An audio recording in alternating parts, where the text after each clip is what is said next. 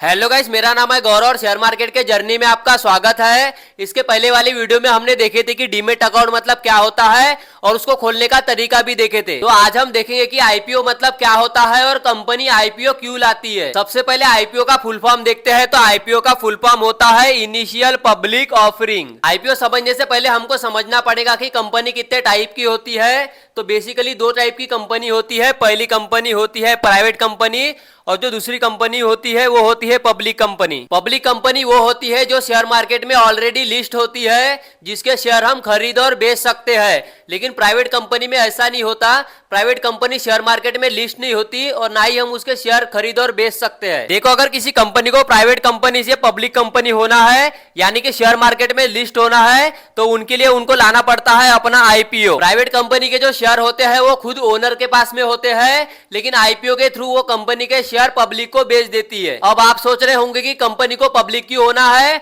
वो तो प्राइवेट भी चल सकती है। तो मान लो एक कंपनी है जिसकी वैल्यू है 5,000 करोड़ और उसको नई फैक्ट्री खोलने के लिए और पैसे लग रहे हैं 500 करोड़। कंपनी की वैल्यू भले ही 5,000 करोड़ है, लेकिन नई फैक्ट्री खोलने के लिए उसके पास में 500 करोड़ कैश में पड़े नहीं है, इसलिए वो आईपीओ के थ्रू अपने शेयर बेच देती है। देखो, आईपीओ लाने के पीछे कंपनी का एक ही फंडा होता है। उन्हें पैसे चाहिए होते हैं अपने कंपनी को बड़ी करने के लिए। मान के चलो एबीसी एक प्राइवेट कंपनी है और इसकी अभी टोटल 10 फैक्ट्री है, लेकिन ये 10 फैक्ट्री से बढ़ाकर 100 फैक्ट्री करना चाहते हैं।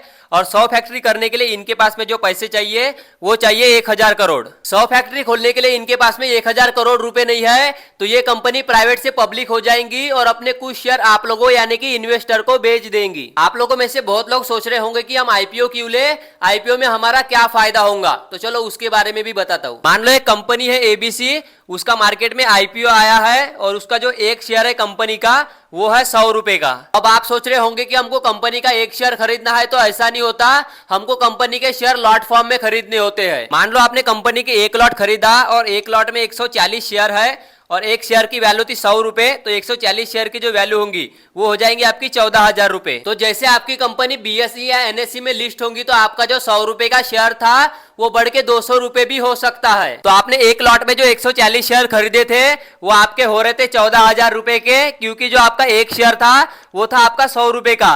तो मार्केट में लिस्ट होने के बाद में जो आपका एक शेयर है वो हो जाता है 200 रुपए का। तो आपके टोटल 140 शेयर थे, तो ये आपके टोटल हो जाएंगे 28,000 रुपए के और आपको 14,000 रुपए का फायदा हो जाएगा। ज्यादातर केस में आईपीओ में अप्लाई करने से प्रॉफिट ही होता है, इसलिए लोग ज्यादातर आईपीओ में अप्लाई करते हैं। आई होप आपको आईपीओ समझ में आ गया होगा और ये भी समझ में आ गया होगा कि कंपनी आईपीओ क्यों निकालती है। तो जो लोग भी शेयर मार्केट में इंटरेस्ट रखते हैं उनको वीडियो शेयर कर दो।